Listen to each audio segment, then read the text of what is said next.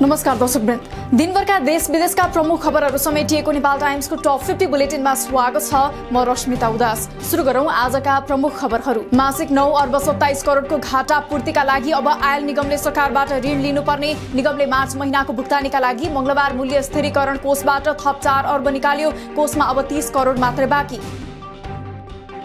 गैर सांसद रहेका अधिवक्ता गोविन्द बन्दी कानून मन्त्रीमा नियुक्त। कानून मन्त्रालय सम्हालिरहेका दिलेन्द्र प्रसाद बडुले वाणिज्य मन्त्रालय सम्हाल्ने। आजै शपथ तथा पदभार ग्रहण।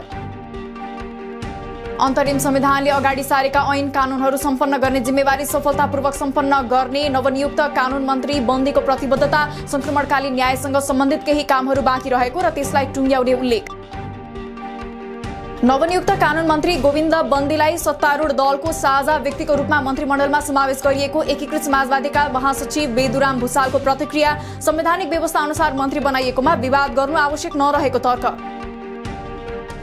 उद्योग मन्त्रालयमा रहेको चुनौतीलाई सफलतापूर्वक पार लगाउने नवनियुक्त उद्योग मन्त्री दिलेन्द्र प्रसाद बडुको प्रतिबद्धता। जनताले राहत महसुस गर्ने गरेर उद्योग सम्बन्धीका समस्या समाधान गर्ने योजना पनि प्रस्तुत। सत्ता गठबन्धनको निर्वाचन परिचालन तथा अनुगमन समितिको बैठकले देशभरको अवस्थाबारे रिपोर्टिङ गर्ने समय थप्यो। आगामी 26 चैतभित्र प्रतिवेदन पठाइसक्न प्रदेश संयन्त्रलाई निर्देशन। स्थानीय तहको निर्वाचन आचार संहिता कार्यान्वयन गर्ने अन्तिम तयारीमा जुट्यो निर्वाचन आयोग। निर्वाचन आचार संहिता भोलिदेखि लागू गर्ने निर्णय।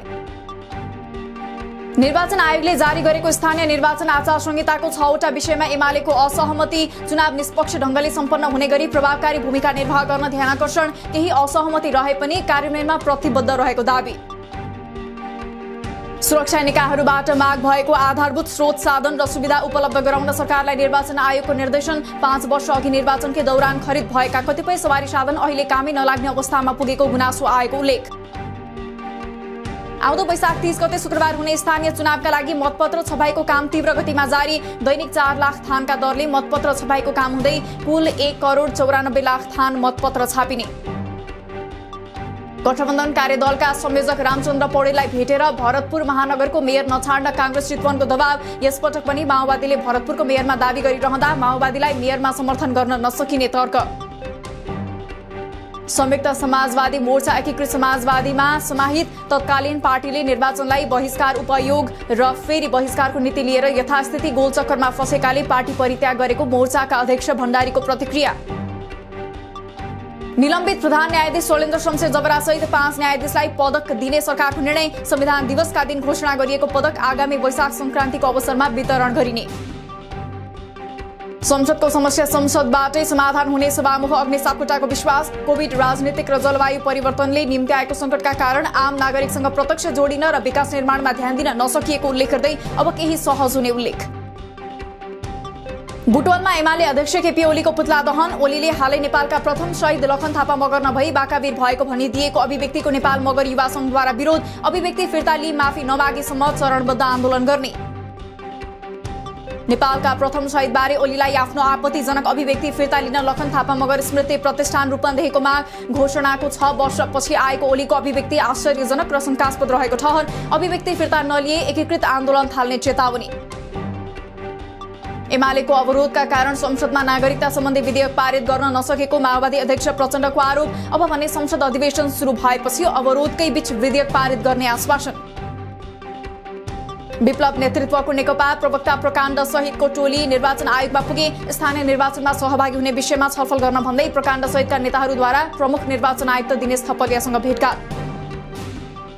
पछिल्लो 24 घण्टामा 4,500 बढीमा गरिएको परीक्षणमा 7 जनामा मात्र कोरोना संक्रमण देखियो। आज 25 जना निको हुँदा मृतक शून्य। हाल देशभर 747 जना सक्रिय संक्रमित। सरकारले चैतभित्र 18 वर्षमाथिका लक्षित समूहलाई खोप लगाइसक्ने भने पनि लक्ष्य पूरा भएन। लक्ष्यमा पुग्न 1 हप्तामा 34 लाख डोज खोप लगाउनु पर्ने। समयमै प्रयोग नगरेका कारण 20 लाख डोज खेर जाने अवस्थामा। स्वच्छ वातावरण स्वस्थ नेपाली भन्ने नाराका साथ आज विश्व स्वास्थ्य दिवस मनाइयो। नेपालमा वर्षेनी वायु प्रदूषणबाट 37,500 को ज्यान जाने गरेको तथ्याङ्क। दक्षिण पूर्वी एसियामा पहिलो पटक नेपालमा आजदेखि टाइफाइड विरुद्धको राष्ट्रिय खोप अभियान सुरु। आउँदो वैशाख 18 गतेसम्म 15 महिनादेखि 15 वर्ष मुनिका 75 लाख बालबालिकालाई खोप दिइने। फोहोरबाट बिजुली र ग्यास उत्पादन गर्न सकिने प्रधानमन्त्री शेरबहादुर देउवाको दाबी। धरानमा फोहोरबाट बिजुली र ग्यास उत्पादन गरी टेम्पो लगायतका साना सवारी सञ्चालन गरिएको भन्दै काठमाडौँको फोहोरलाई पनि त्यसैगरी व्यवस्थापन गर्न निर्देशन। विश्व स्वास्थ्य दिवसको अवसरमा काठमाडौँमा आयोजित टाइफाइड विरुद्धको खोप अभियान सञ्चालनको प्रधानमन्त्री शेरबहादुर देउवाद्वारा शुभारम्भ। खोप अभियानमा टाइफाइड समावेश गरेसँगै नेपाल दक्षिण एसियामा टाइफाइड विरुद्धको खोप अभियान सञ्चालन गर्ने पहिलो देश बन्यो। नसर्ने रोगहरूको रोकथाम र नियन्त्रणमा सबै पक्षको समन्वय र सहकार्य आवश्यक रहेको स्वास्थ्य मन्त्री विनोद खतिवड़ाको भनाई। सबैको सहयोगले नसर्ने रोगको रोकथाम र नियन्त्रण गर्न सकिने उल्लेख। सबै प्रदेशमा सरकारी मेडिकल कलेज स्थापना गर्ने सरकारको तयारी। प्रस्ताव क्याबिनेटमा। खरबौं रकम मेडिकल शिक्षा अध्ययनका लागि बाहिरिएको अवस्थालाई मध्यनजर गर्दै उक्त तयारी गर्नुपरेको शिक्षा मन्त्री देवेन्द्र पौडेलको स्पष्टोक्ति। अभिनेता पल शाहलाई जिल्ला अदालत पूर्वी नवलपरासीले पनि पूर्वपक्षका लागि थुनामा राख्ने आदेश दियो।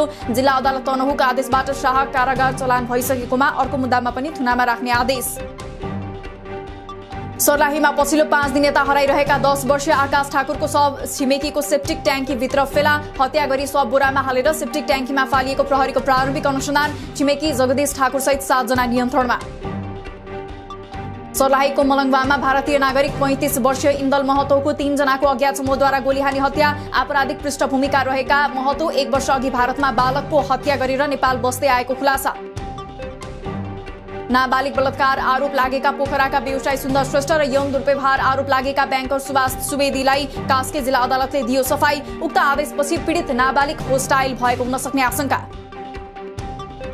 4 महिना अघि वैदेशिक रोजगारीका लागि यूएई गएका मध्य प्रदेशका 10 जना भन्दा धेरै युवा काम नपाएर अलपत्र। काम नपाउँदा कमाई नभएर खान पनि समस्या भएको भन्दै स्वदेश फर्काइदिन सहयोगको अपील।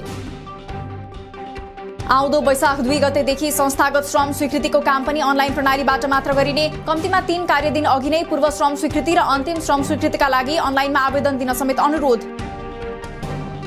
काठमाडौँ महानगर 13 स्थित कालीमाटीबाट कामदेवको मूर्ति चोरी। 200 वर्ष अगाडि भीमसेन थापाले सैनिकहरूको उत्साह जगाउन भगवान कामदेवको मूर्ति स्थापना गरिएको जनविश्वास। म्याग्दीको रघुगंगाको दुर्गम कुइने खानी गाउँमा बल्ल पुग्यो सडक। अब कुइनेवासीलाई सदरमुकाम बेनी पुग्न 5 घण्टा मात्र लाग्ने। आवाजावतका साथै कृषि उपज बिक्री वितरण तथा दैनिक उपभोग्य वस्तु ढुवानी गर्न सहज। नेपालको अर्थतन्त्र श्रीलङ्काको जस्तो अवस्थामा नपुग्ने राष्ट्र बैंकका प्रवक्ता गुणाकर भट्टको भनाई। श्रीलङ्का र नेपालको अर्थतन्त्रमा आधारभूत अवस्था नै फरक रहेको स्पष्टोक्ति। विदेशी मुद्रा सञ्चित घट्न नदिन विलासिताका वस्तु आयातमा रोक लगाएको राष्ट्र बैंकका प्रवक्ता भट्टको दाबी। अर्थतन्त्रमा थप चुनौती आउन नदिन बाह्य क्षेत्र व्यवस्थापन गर्न केही वस्तुको आयातमा रोक लगाएको प्रस्तुति। रेमिटेन्स रकम औपचारिक माध्यमबाट ल्याउन श्रम मन्त्री कृष्णकुमार श्रेष्ठको 1 दर्जन प्रस्ताव। औपचारिक माध्यमबाट पैसा पठाएको प्रमाण पेश गरी पुनः श्रम स्वीकृति लिँदा कल्याणकारी कोषमा रकम दाखिला गर्नु नपर्ने लगायतको प्रस्ताव पेश। नेपाल टेलिकमद्वारा 7 अर्ब 33 करोड मुनाफा आर्जन। कोभिडका कारण राजस्वमा भने केही कमी आएको उल्लेख। टेलिकमले शेयरधनीहरूलाई 20% बोनस शेयर उपलब्ध गराउने। लगातार 3 दिनसम्म दोहोरो अङ्कले घटेको शेयर बजार आज 35.66 अङ्कले बढेर 2464.31 बिन्दुमा पुग्यो। आज 2 अर्ब 12 करोड 15 लाखको शेयर किनबेच। आज सुनको भाव तोलामा 500 रुपियाँले बढेर प्रति तोला 79,000 रुपियाँ पुग्यो। चाँदीको भाव पनि तोलामा 10 रुपियाँले बढेर प्रति तोला 1345 रुपियाँमा कारोबार। अघिल्लो छनौटमा नपरेका मसिन्द्रका मिडफिल्डर विशाल राई राष्ट्रिय टोलीको प्रशिक्षणमा समेटिए।